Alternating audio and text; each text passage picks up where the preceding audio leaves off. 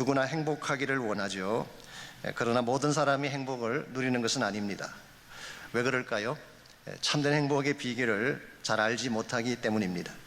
제가 얼마 전에 유튜브를 통해서 한국의 유명한 강사님 한 분의 영상을 보게 됐습니다. 세 바퀴에 나오셔서도 여러 번 강의를 하셨고 웃음을 가져오는 강사로 유명하십니다.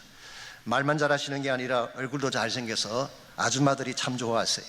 여기도 좋아하는 아줌마들 많은 거 제가 알고 있습니다. 지금 그분이 11년째 강의를 하고 있는데요, 처음 6년간은 진짜 해피했대요. 사람들이 환호하고 박수를 보내주니까 참 기쁨으로 했습니다. 그런데 7년 차부터 힘들어지기 시작하더래요. 웃음을 강의하긴 하는데 실제 자신의 삶은 너무나 힘들고 황폐했기 때문에 결국 이분이 우울증 증세를 나타내기 시작했습니다. 여러분, 어떤 사람들이 우울증에 걸리는지 아십니까? 어설프게 착한 사람이 우울증에 걸린대요. 며느리 중에도 시어머니께 말대꾸하고 대드는 며느리는 절대 우울증에 안 걸립니다. 밥도 잘 먹고 생생하게 사십니다. 그런데 속으로는 아파하면서도 내색하지 않고 착하게 행하며 살아가는 사람들 마음속에 우울증이 찾아올 확률이 많다고 합니다. 그분의 삶이 그랬습니다. 사람들 앞에서는 웃음을 강요하고 돌아서서는 자살衝動에 시달리는 삶을 반복하다가 더는 견딜 수가 없어서 캐톨릭 신부님 한 분을 만나서 상담을 하게 됐습니다. 그것도 연세가 많으신, 연세 90이 넘으신 노 신부님과 대화를 하게 됐습니다. 여러 가지 이야기를 나눈 끝에 신부님께서 이렇게 추천하셨습니다. 불란스에는 수도원에 들어가셔서 침묵을 배우고 오십시오. 아니, 말로 먹고 사는 사람에게 침묵을 배우라니, 이것도 앞뒤가 맞지 않지만 더구나 불란스를 가라고 합니다. 그래서 죄송합니다, 저는 프렌치를 한마디도 못합니다. 그랬더니 불란스를 가라니까 그러면 침묵이 된다고, 프렌치를 못하니까 침묵할 수밖에 없지 않겠습니까? 그래서 이분이 6년 만에 처음으로 2주간 휴가를 내어서 불란스에 있는 수도원에 들어갔습니다. 6년 동안 쉬지 않고 앞만 보며 달려오다가 처음으로 브레이크를 가진 것입니다. 그는 그곳에서 혼자 걸으면서 혼자 기도하는 중에 어느 날 가슴 속에 들려오는 음성이 있었다고 합니다. 여기까지 잘 왔구나. You have come a long way. 제가 조금 더 토를 날자면 이런 뜻입니다. You have come a long way alone. 너 혼자 머나먼 길을 달려왔구나. 이 말을 듣는 순간 눈물이 콱 하며 쏟아지기 시작했다고 합니다. 혼자만 보며 달려왔던 그 많은 시간들이 사실은 힘들었던 것이죠. 말은 하지 않았지만 홀로 발버둥 쳤던 지난 날들이 너무나 외로웠기 때문에 자신도 모르게 눈물을 흘렸다는 고백을 하셨어요. 저는 이와 같은 것이 인생이라고 생각을 합니다.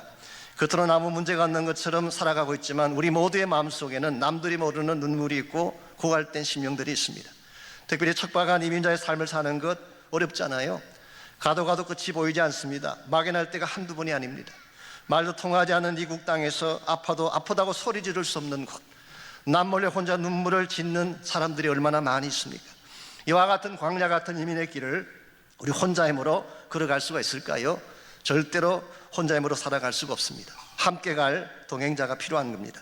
마음을 만져주고 치실 때 손잡아주고 갈 길을 몰라 방황할 때 앞서가며 길을 안내해줄 진정한 안내자가 필요합니다. 과연 나의 삶을 다 맡겨도 괜찮을 인생의 안내자, 내가 가장 힘들 때에 나에게 진정한 힘을 실어줄 그 안내자가 누구일까요? 성경은 그분을 예수 그리스도라고 소개하고 있습니다. 그분은 하나님이시지만 동시에 우리와 똑같은 인간이 되셨기 때문에 우리를 잘 아시고 이해하세요. He can sympathize us. 우리를 이해하실 수 있는 분이에요. 뿐만 아니라 그분은 사망 권세를 깨뜨리고 부활하신 능력자이기 때문에 어떤 절망과 고통의 문제도 해결하고 우리를 건져내실 수 있습니다. He can deliver us. 우리를 건져낼 수 있는 분이에요. 무엇보다 그분은 여러분을 세상에 누구보다 사랑하기 때문에 여러분의 행복을 위해서라면 그 무엇도 아끼지 않고 희생하실 수 있는 He can sacrifice for us. 우리를 위해 희생할 수 있는 분이에요. 여러분이 예수님 만나야지 참된 행복과 기쁨을 누릴 수 있습니다. 과거에 내가 살아왔던 상처가 어떠하든지 어둠의 권세가 어떠하든지 그 모든 과거를 다 끊어버리고 참 소망과 생명 가운데 살 수 있는 비결, 이것은 바로 예수 그리스도를 만나는 것입니다. 어떻게 하면 우리 인생의 참 소망이신 주님을 만나고 그분과 함께 남은 여성을 가장 아름답게 또 기쁨으로 살아갈 수 있을까요? 오늘 주신 본문을 가지고 이것을 함께 나눠보려고 합니다. 오늘 같이 읽은 본문에 보시게 되면 예수님 만났기 때문에 인생의 큰 모멘텀을 경험했던 한 인물이 소개가 되어 있습니다.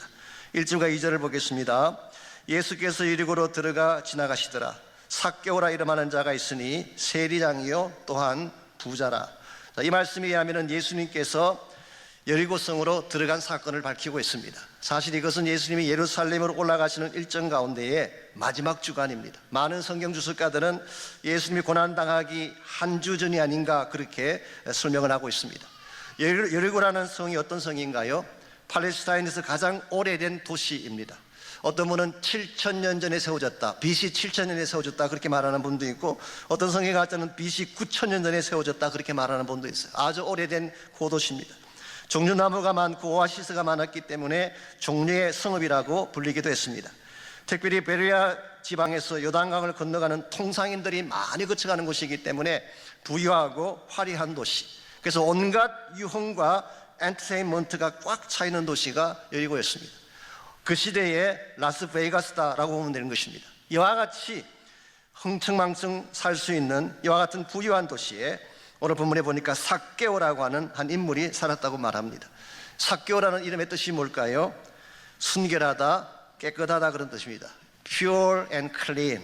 아마도 그의 부모들이 이 아들을 낳았을 때에 앞으로 순결하게 깨끗하게 살라고 해서 지어준 이름이었던 것 같습니다. 그랬는데 오늘 본문에 등장하는 삭개오는 부모의 기대와는 정반대로 더럽고 누추한 삶을 살았습니다. 왜냐하면 그의 직업이 세리장이었기 때문입니다. 세리라고 하는 것은 텍스 컬렉터를 말하는데, 오늘날은 뭐 그 직업이 나쁜 직업이 아니지만 고대 유대 사회에서는 가장 혐오하던 직업이 세리였습니다. 왜냐하면 이 사람들은 로마의 앞잡이 노릇을 하면서 동족의 피를 빨아서 그 돈을 로마 사람들에게 바치는 직업이었기 때문에, 그리고 그 돈 중에 일부는 자기들이 착복하는, 이런 면에서 가장 더럽고도 누추한 직업이 세리였습니다. 더구나 오늘 본문에 나오는 삭개오는 그 세리 중에서도 세리장이었어요. Chief Tax Collector. 그런데 그의 삶이 어땠겠습니까? 아마 돈은 많았을 것입니다. 부유한 삶을 살았을 것입니다. 그리고 maybe 로마를 등에 업고 권력도 행사했을 가능성이 많죠. 그리고 그 도시가 유흥의 도시였기 때문에 밤마다 그는 쾌락을 누리고 유흥을 즐겼을 가능성이 많습니다. 돈도 많지, 권력도 있지, 자기가 누리고 싶은 많은 쾌락들을 누리고 살았던 이 삭개오의 삶, 이 삶이 과연 행복했을까요? 전혀 그렇지 않았습니다. 많은 걸 가지긴 했는데, 많은 걸 누리긴 했는데 그의 마음 한가운데는 허전함이 있었어요. 돈은 많이 벌었고 권세는 누렸는지 모르지만 그의 가슴은 empty했습니다. 왜냐하면 세상 것으로 채울 수 없는 근본 문제가 그의 심령 가운데 있었기 때문입니다. 그 문제가 무엇인지 아십니까? 바로 하나님이라는 문제였어요. 흔히 많은 분들이 착각합니다. 큰 업적을 세우고 성공을 남기면, 또 가진 것이 많으면 인생에 문제가 없다고 생각하지만, 아무리 많이 가져도, 아무리 많이 즐겨도 그것으로 채워지지 않는 인생의 갈증이 있습니다. 이게 바로 하나님에 대한 갈증이에요. 다른 말로 표현하면 하나님이 아니면 채울 수 없는 목마름이 모든 인간에게 존재한다는 것입니다. 파스칼은 이것을 God-shaped vacuum이라는 단어로 표현했었어요. 하나님 크기의 큰 공간이 모든 사람에게 있다. 이 공간은 하나님이 아니면 채울 수 없다. 그런 의미로 God-shaped vacuum이라는 단어를 썼어요. 이것은 돈으로 채울 수가 없습니다. 권력으로 채울 수가 없습니다. 마약이나 알코올이나 도박으로도 안 됩니다. 어떤 분은 지성이나 철학을 공부하면 되지 않을까 생각하지만 이것은 채울 수가 없습니다. 여러분 잘 아시는 장 폴 사르트르라는 분, 불란스가 나온 20세기의 최고의 지성이요 실존주의 철학자 아니었습니까? 그분이 세상을 떠날 때 뭐라고 즐기며 떠났는지 아시죠? 그가 벽을 손가락으로 긁으면서 이것이 다란 말인가, 이제 어디로 간단 말인가를 외치다가 비참하게 그는 세상을 떠났습니다. 아무리 많이 알아도, 아무리 많이 공부를 해도, 아무리 많이 누려도 세상적인 것으로는 채워지지 않는 빈 공간, 삭개오에게 이것이 있었던 것입니다. 이 문제는 그냥 해결되지 않아요. 이 문제를 해결하려면 유일한 해결책은 하나님이신 예수를 만나는 수밖에 없습니다. 그래서 이 삭개오가 이와 같은 허무함 가운데, 텅 빈 마음 가운데 살아가던 중에 예수님이 여리고성을 지나간다는 소식을 듣고 그는 길거리로 달려나갔어요. 3절과 4절 보십시오. 그가 예수께서 어떠한 사람인가 하여 보고자 하되 키가 작고 사람이 많아 할 수 없어 앞으로 달려가서 보기 위하여 돌무화과 나무에 올라갔다고 오늘 성경은 기록합니다. 예수님 만나러 나갔는데 두 가지 장애물이 기다리고 있었어요. 첫 번째 장애물이 사람들입니다. 일반적으로 예수를 만나는 과정에서 우리의 마음을 가로막는 장애물이 사람들이에요. 사람들이 우리 앞을 가로막을 때가 많이 있습니다. 두 번째는 자기 자신이었어요. 오늘 본문에서 키가 작다 그렇게 표현했는데요, 키 작은 것은 핸디캡이 아닙니다. 우리 키가 작기 때문에 몸을 빠르게 움직일 수가 있고 사람들 다리 사이로 파고들 수 있기 때문에 유리한 면도 있어요. 그러면 여기서 말하는 키가 작다는 표현은 피지컬리 작다는 것을 말하는 것이 아니라 마음이 작다는 표현을 가능성이 많습니다. 주님 앞에 선뜰났을 자신이 없었어요. 왜냐하면 본인이 그동안 살아왔던 삶의 과정을 너무나 잘 알기 때문에, 많은 사람들에게 상처를 안기고 착복하고 수많은 사람들의 피를 빨아먹었던 자신의 삶을 너무나 잘 알기 때문에 그런 예수님 앞에 나설 자신이 없었어요. 그래서 돌 무화과 나무로 올라갔다고 오늘 성경은 기록합니다. 옛날 성경 번역에서는 뽕나무라고 번역을 했어요. 영어 성경 보시면은 sycamore tree라고 번역을 했습니다. 일반적으로는 이것을 애굽 무화과 나무라 그렇게 번역하기도 하고 혹은 무화과 뽕나무라고 번역하기도 합니다. 왜냐하면은 열매는 무화과인데 잎은 뽕나무처럼 넓고 컸기 때문에 무화과 뽕나무라고 번역할 수가 있어요. 쉽게 표현하면 몸을 숨기기 좋은 그런 나무였습니다. 아마도 삭개의 마음속에는 그냥 자신을 덜어내는 것이 자신이 없었기 때문에 이 이파리 속에 자신을 감춘 채 몰래 예수님을 보려고 했는지 모릅니다. 사실 이것이 죄인된 우리 모두의 모습이죠. 마치 첫인간 아담이 범죄한 후에 나뭇잎으로 자신을 가렸던 것처럼 우리 모두에게도 하나님 만나려고 하면 자신감이 없어요. 나 같은 것이 어떻게 하나님 만날 수가 있느냐, 스스로 위축되고 소심되어져서 자신을 가릴 수밖에 없는 상태, 이게 바로 삭개의 모습인데, 오늘을 보시면 뜻밖에도 이와 같은 삭개오를 예수님께서 먼저 보시고 삭개오의 이름을 불러주셨어요. 삭개오야 내려오라, 내가 오늘 너의 집에 위하여 하겠다. 저녁에 굉장히 중요한 진리 하나가 있다고 생각합니다. 삭개오가 예수님을 찾아 나선 줄 알았는데 사실은 예수님이 그를 찾아오신 것입니다. 더 정확하게 표현하면 예수님은 예루살렘으로 올라가야 할 그 바쁜 일정에도 불구하고 삭개오 한 사람 만나기 위해 여리고성으로 오신 것입니다. 이와 같은 것을 우리가 신학적으로 sovereign initiative, 이 절대적 하나님의 시작 혹은 divine initiative 그렇게 부르는 것입니다. 사실 삭개오는 돈이 많았기 때문에 따르는 사람들이 제법 많았을 것입니다. 그러나 정말 자신의 마음을 나눌 수 있는 사람은 없었어요. 힘들어하고 아파할 때 자신을 도와줄 사람은 아무도 없는 He was alone. 이와 같이 혼자이고 자신감도 없고 죄책감 가운데 몸을 숨겼던 이 삭개오를 예수님께서 먼저 하시고 찾아오시고 그의 이름을 불러주신 것입니다. 전 이것이 복음이라고 생각합니다. 우리가 먼저 하나님을 사랑한 게 아니에요. 하나님이 먼저 나를 사랑하셔서 우리 죄를 위하여 그의 아들 예수를 화목제물로 주신 것, 이게 복음이에요. 우리는 그분을 떠나갔을지라도, 우리는 그분을 리젝트하고 외면했을지라도 그분은 나를 떠나가지 아니하시고 나의 모든 것을 아시고 He knows my name, 나의 이름을 아시고 나의 눈물도 아시고 He sees each tear that falls, 나의 눈에서 떨어지는 모든 눈물도 아시고 나의 외로움과 아픔도 다 아시고 그리고 나를 만나기 위해 오시는 하나님, 바로 그 하나님이 지금 이곳에 와 계세요. 오늘 여러분께서 어떠한 이유로 이것까지 오셨는지 저는 모르지만, 누구의 곤함 때문에, 친구의 강요 때문에 오셨는지 모르지만, 혹은 인생을 살아가다가 문제에 직면하고 아픔 가운데 처한 가운데 오신 분이 계신지 모르지만, 어떤 이유로 오셨든 간에 오늘 하나님은 여러분 만나기 위해서 이곳에 와 계세요.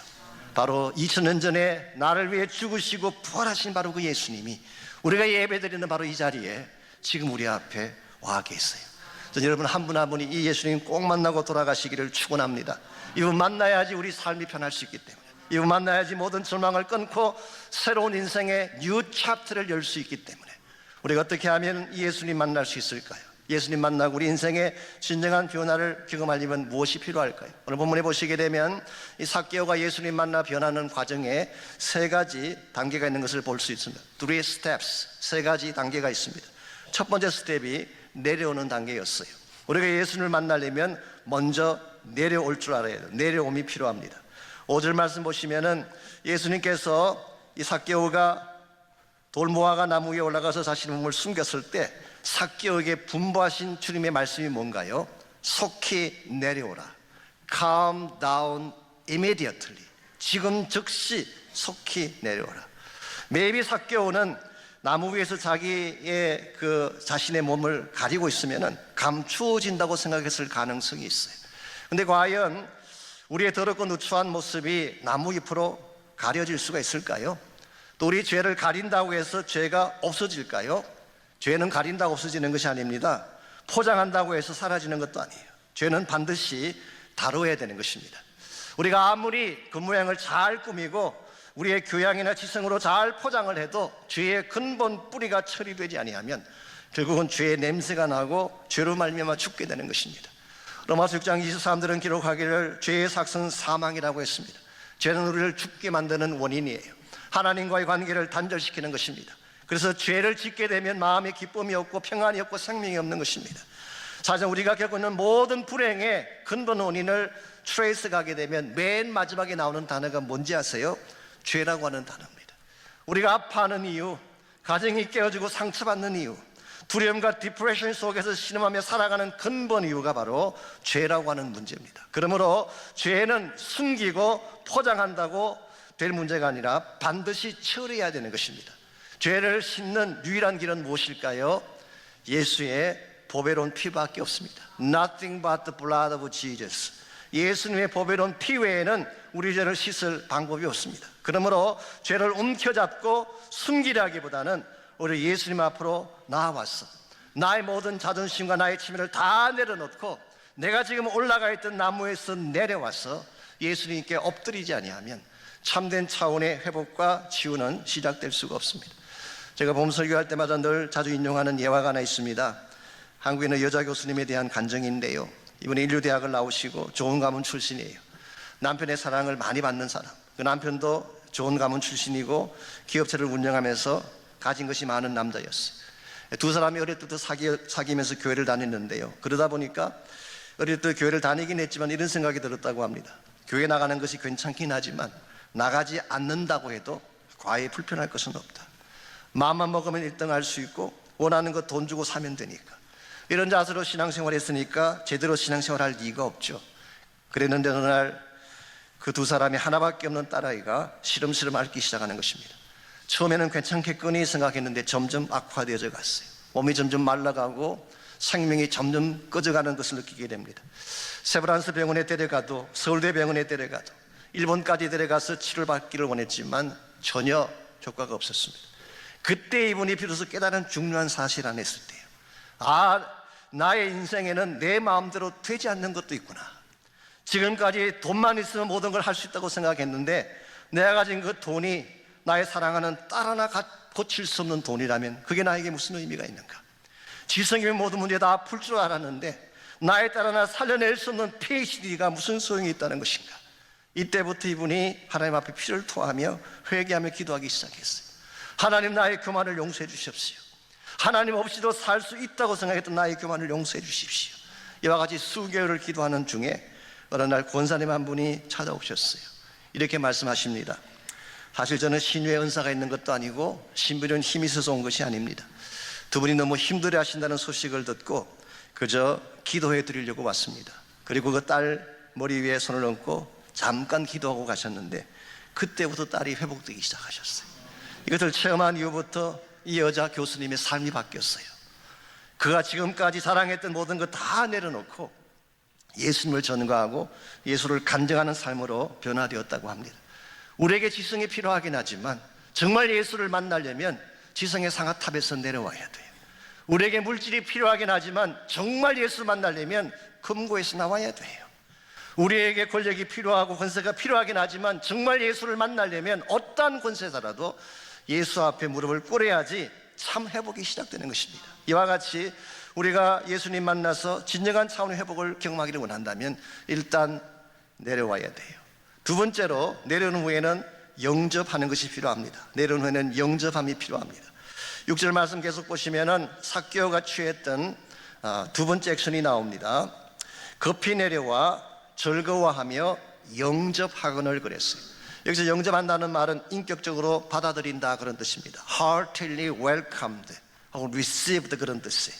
그것도 억지가 아니라 즐거워하며 joyfully 저는 너무너무 기쁜 마음으로 예수님을 자기 집에 영접한 것입니다. 그때 7절 말씀 보게 되면 옆에서 지켜보던 뭇사람들, maybe 아마 여리고성의 대다수의 사람들일 것입니다. 그들은 수건거리며 비웃었어요. 우리가 예수 믿겠다고 나서게 되면 maybe 세상은 우리를 비웃을 수 있습니다. 미치지 않았나, 혹시 스투핏한 건 아니냐, 그렇게 말할지도 모르겠어요. 그러나 it doesn't matter. 그게 중요한 게 아닙니다. 사람들이 나를 뭐라고 이야기하든, 사람들의 시선이 어떠하든 상관하지 아니하고, 이 삭개오가 예수님을 영접했을 때에 주님은 삭개오의 집에 들어가셔서 유하셨다고 했어요. 유한다는 말의 뜻이 뭘까요? He stayed. 그게 머물었다 그 말이에요. 아마도 성경에 다 표현은 안 되어 있지만 그 안에 들어가셔서 머물면서 식사도 같이 하시고 떡도 떼고 교제하면서 너무나 아름다운 시간을 가졌을 가능성이 많습니다. 이와 같이 나의 인생 바깥에 있던 예수님을 내 안으로 모셔들여서 그분과 함께 떡을 떼며 교제하는 이것을 9절 말씀에서는 구원이라고 불렀어요. 예수님께서 말씀하시기를 오늘 구원이 이 집에 이르렀다. 여러분, 구원 사건을 어렵게 생각할 필요 없습니다. 내 인생 바깥에 있던 예수님을 내 인생 속으로 받아들이는 것입니다. 내 심령 바깥에 계시던 예수님을 내 마음 중심에 모시고 그분과 함께 사는 것입니다. 그 결과 브로큰되었던 하나님과의 관계가 회복되어져서 하나님과 다시 회복된 관계 속에 사는 것을 성경은 구원이라고 말하고 있습니다. 이와 같이 우리가 예수님을 영접하게 되면 어떤 축복이 임할까요? 한 3가지 축복이 임합니다. 첫 번째가 죄의 사함을 받게 됩니다. 예수를 영접하는 순간 예수님의 보혈이 우리의 모든 죄를 깨끗하게 씻겨주시기 때문에 어떠한 죄인이든 예수님을 만나면 죄에 씻음 받게 되는 것입니다. 이런 측면에서 우리 성 어거스틴이 했던 유명한 말씀이 하나 있습니다. 어떤 성자도 과거 없는 성자는 없으며 어떤 죄인도 미래에 소망이 없는 죄인은 없다. 영어로 표현하면 There's no saint without past, no sinner without future. 어떠한 성자도 과거에는 다 죄인이었다는 것입니다. 과거에는 다 누추한 삶을 살았다는 것입니다. 뿐만 아니라 아무리 추악한 죄인이라도 예수 믿게 되면 소망이 있고 다시 깨끗함을 받고 살아날 수 있다는 사실을 말한 거예요. 우리가 예수 영접하게 되면 첫째로 죄사함의 축복을 받습니다. 두 번째로 부활의 능력이 우리와 함께함을 경험하게 됩니다. 성경 말씀에 하면 예수님께서는 이 십자가 위에서 죽으실 뿐만 아니라 사흘 만에 다시 살아나셨어요. 왜 예수님께서 살아나셨을까요? 그래야지 우리에게 생명을 주실 수 있기 때문에. 우리가 죽는 사랑, 우리를 위해 죽어주는 사랑도 참 위대하긴 하지만 살리는 사랑은 더 위대한 것입니다. 그러므로 여러분과 제가 예수님을 나의 마음에 영접하는 순간 사실은 부활하신 예수님이 우리 안에 들어오시는 것입니다. 부활의 능력이 나와 함께 살게 되는 것입니다. 그 결과 내 삶 속에 어떠한 아픔이나 절망이나 이번 죽음의 질병이 내게 온다고 할지라도 이 부활의 능력이 그 모든 것을 이기게 하고 승리케 하는 거예요. 세 번째로 하나님의 자녀가 되는 권세를 약속하셨어요. 구절을 보시면 예수님께서 선포하시죠. 이 사람도 아브라함의 자손이로다. 이 말이 무슨 뜻일까요? 언약의 자손이다, 그런 뜻입니다. 이런 식으로 표현하자면 하나님 나라의 패밀리다, God's family다, 그런 뜻이에요. 여러분, 누구나 한 번쯤은 하나님 품 떠나갈 수 있습니다. 누구나 한 번쯤은 길을 잃고 방황할 수가 있죠. 그러나 반드시 다시 돌아와야 돼요. 하나님께로 돌아와서 다시 하나님의 사랑의 품에 안겨야지 우리 인생의 진정한 회복을 경험할 수 있기 때문에. 제가 몇 년 전에 읽었던 책에서 읽었던 간증이긴 합니다만은 휴스턴에 살고 계시는 바네사라고 하는 자매님에 대한 간증이 있습니다. 그분의 직업은 메디컬 닥터였어요. 공부도 잘하셨고 또 모든 조건을 잘 갖춘 그런 자매였습니다. 그랬는데 24년 전인 1995년도에 관절에 극심한 통증이 찾아왔어요. 그 순간 이 바네사는 드디어 올 것이 왔다, 그렇게 생각했어요. 왜냐하면 그녀의 가정에 병력이 있었습니다. 아버지가 20대 초반에 이 병을 앓다가 43세에 세상을 떠났습니다. 할머니도 같은 병으로 평생 하반신 마비로 사시다가 세상을 떠나갔어요. 그렇다면 바네사의 경우도 마찬가지 아니겠습니까? 아니나 다를까 몸이 점점 쇠약해가기 시작을 하고 30도 안 된 나이에 지팡이를 짚고 다닐 정도로 몸이 아팠어요. 마음도 노인처럼 늙어가기 시작했습니다.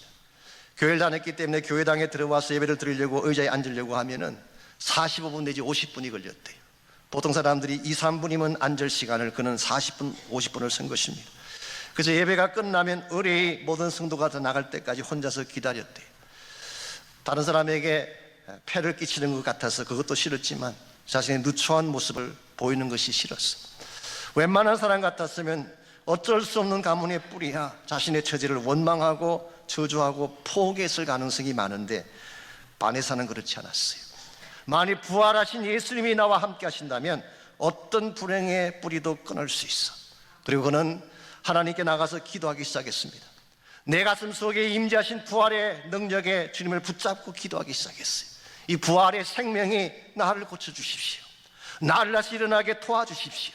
하나님께 기도하는 중에 오늘 하루아침에 다 일어난 사건은 아니지만 불가능했던 할 것 같은 허리가 펴지기 시작하고 통증이 사라지고 마침내 일어나 걷게 되고 다시 MD로 일을 하며 살 수 있게 됐다고 합니다.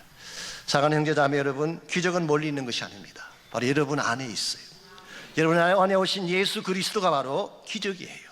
나를 위해 죽으시고 부활하신 예수님이 내 삶을 바꾸어 놓을 수 있는 기적이에요. 그분이 내 안에 들어오심으로 말미암아 나를 붙잡고 있던 모든 죄악의 체인들이 다 끊어지게 되고 나를 붙잡았던 모든 어둠과 저주의 권세가 다 떠나가게 되고 부활의 생명력이 나를 붙잡기 시작하기 때문에 내 안에 오신 예수님이 능력의 원천이고 내 안에 오신 예수님 자체가 바로 기적의 출발점입니다. 이런 면에서 저는 여러분 한 분 한 분이 혼자 고통 속에 살지 않기를 원합니다. 여러분 마음속에는 죄책감을 안고 혼자 신음하고 고통하며 살지 마십시오. 주님께 나오게 되면 주님이 그 모든 죄악들을 처리해 주세요. 아무리 어려운 문제를 가졌을지라도 예수님께 나와서 기도하게 되면 부활의 권세와 능력이 여러분을 고칠 수 있습니다. 그러므로 반드시 예수님을 영접하셔야 돼요. 억셉트 하셔야 돼요. 자, 이와 같이 우리가 나의 나무에서 내려올 뿐만 아니라 나를 위해 죽으시고 부활하신 예수를 영접한 후에 마지막으로 해야 될 일은 뭘까요? 새 출발을 하는 것입니다. New beginning, 다시 시작하는 것입니다. 8절을 보시면은 삭개오가 예수 만난 이후에 새 생활의 선언을 다음과 같이 하고 있습니다. 삭개오가 서서 주께 여짜오되 주여 보시옵소서, 내 소유의 절반을 가난한 자들에게 주겠사오며 만일 누구의 것을 속여 빼앗은 일이 있으면 내 갑절이나 갚겠나이다. 지금까지 삭개오의 삶은 어떤 것이었나요? 남의 등을 치고 이기적 욕망을 위해 살아왔던, 사실은 야망의 노예처럼 살아왔던 것이 삭개오였습니다. 그런데 이제는 자신의 재산의 절반을 가난한 자들에게 다 나눠주겠대요. 그리고 혹시 내가 속여 빼앗은 것이 있다면, 원래 율법에 의하면 속건제라는 것인데요, 내가 남의 것을 탈취했을 경우에는 빼앗은 것에서 5분의 1만 더해주면 돼요. 20%만 더해주면 되는 것입니다. 근데 오늘 본문에서는 뭐라고 했나요? 4배나 갚겠다고 말하고 있습니다. 이것은 삭개오의 삶이 이전과는 달라졌다 그 말이에요. 과거는 지나간 것입니다. 그리스도 안에서 뉴 크리처가 된 것입니다. 이제부터 삭개오의 삶은 자기 욕망대로 사는 삶이 아니라 하나님 안에서 사는 삶, 혼자 걸어가는 인생길이 아니라 무슨 일을 당하든지 예수님과 함께 가는 삶. 그러므로 삭개오의 삶이 똑같은 척박한 환경을 통과한다고 할지라도 이제는 그는 외롭지 않습니다. 도울 분이 계시기 때문에, 무슨 일을 당하든지 함께 하실 주님이 계시기 때문에 오늘 여러분과 저의 인생에도 이 주님이 필요합니다. 우리가 걸어가는 인생 여정 자체가 생각보다는 타프해요. 아무리 가도 끝이 보이지 않고, 또 어떤 경우에는 갈증도 있고 목마름도 있는데 도울 자가 없다고 느낄 때가 한두 번이 아닙니다. 여러분 가운데 어떤 분들은 갑작스럽게 불황으로 말미암아 직장을 잃은 분도 계실 거예요. 가게가 문을 닫고 이혼으로 가정이 깨어지고, 심지어 어떤 분들은 의사의 중병 진단을 받고 절망감에 빠진 분도 계실 거예요. 많은 젊은이들이 방황하며 갈 길을 찾지 못해 헤매는 가운데 있습니다. 우리의 인생의 문제가 아무리 많고 복잡하다고 할지라도 이 모든 것을 풀 수 있는 한 가지 비결은 예수 그리스도십니다. 그분을 만나면 우리 삶의 치유가 일어나고, 그분을 만나면 인생의 앞길이 열려지게 되고, 그분을 만나면 생명 갖고 참된 소망 가운데 살 수가 있는 것입니다. 여러분들은 이 주님 만나셨나요? 저는 지금 여러분에게 교회를 다니고 계시냐고 묻고 있지 않습니다. 여러분이 직분이 뭐냐고 질문하는 것이 아닙니다. 예수님을 인격적으로 만났는지를 질문하고 있습니다. 지금 그 예수님이 우리 앞에 와 계세요. 내 마음의 문을 두드리고 계세요. 요한계시록 3장 20절 말씀이 하면은 볼지어다 내가 문 밖에 서서 두드리노니 누구든지 내 음성을 듣고 문을 열면 내가 그에게로 들어가 그로 더불어 먹고 그는 나로 더불어 먹으리라고 약속하셨어요. 지금 예수님 이곳에 오셔서 못하고 계실까요? He is knocking at the door. 내 마음의 문을 녹하고 계십니다. 내가 내 마음의 문을 열고 그분을 인바이트하기만 하면, 초청하기만 하면 그분 내 안에 들어오셔서 그분과 함께 먹고 마시고 우리의 모든 죄를 다 깨끗하게 처리해 주시고 다시 부활의 능력 가운데 살게 하시겠다고 약속하고 있습니다. 여러분께서 지금까지 교회를 오랫동안 다니셨고 나름대로 신앙생활을 했다고 생각하시지만 아직 주님 만나지 못한 분이 혹시 계신다면 오늘 이 시간을 놓치지 마십시오.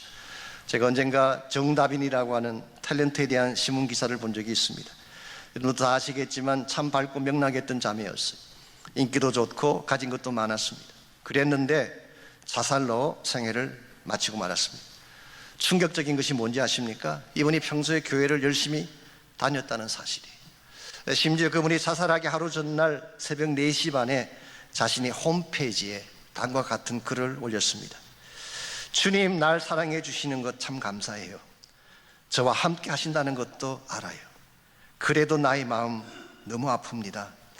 아무리 애써 발버둥 쳐도 아프기만 하니 어떻게 하면 좋을까요? 그 모양은 참 화려했는데 우리가 알지 못하는 아픔이 있었던 것 같습니다. 발버둥 쳐도 빠져나올 수 없는 어떤 아픔이 그 자매의 마음을 붙잡고 있었던 것이죠. 그리고 그것을 치유하실 분이 하나님이란 사실도 알고 있었어요. 그래도 불구하고 그녀는 가장 중요한 순간에 자신의 아픔을 하나님께 맡기지 못했어요.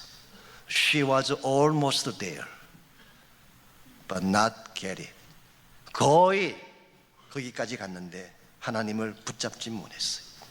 한 발짝만 더 나가면 거기 주님이 계시는데 그 피 묻은 손을 붙잡기만 하면 나의 모든 상처를 다 만져주실 수가 있는데 그저 아파하며 울기만 하다가 세상을 떠난 것이 제 개인적인 마음을 아프게 만든 적이 있습니다. 혹시 오늘 여러분 가운데 이런 분은 계시지 않나요? 주님 만나고 싶긴 한데 주님 만나고 내 안에 있는 모든 것들을 다 깨끗하게 처리하고 싶긴 한데 부끄럽고 죄송하고 용기가 없어서 주 앞으로 나오지 못하는 분이 혹시 계신가요? 오늘 주님은 이곳에 오셔서 여러분 모두를 기다리고 계세요. 주님은 여러분 모두를 아십니다. 우리의 흠을 모를까요? 우리의 처참했던 나의 삶을 그분이 모르실까요? 그분은 나의 모든 과거도 아시고 나의 더러운 삶도 아시고 나의 흉악한 죄악도 다 알고 계세요. 나의 눈물도 아시고 나의 실패도 아시는 하나님. 그러나 그분은 나를 있는 그대로 사랑해 주십니다. 주님 앞에는 어떤 죄인도 쓰지 못할 죄인이 없었어요. 왜냐하면 주님은 여러분과 저를 있는 그대로 받아주시기 때문에.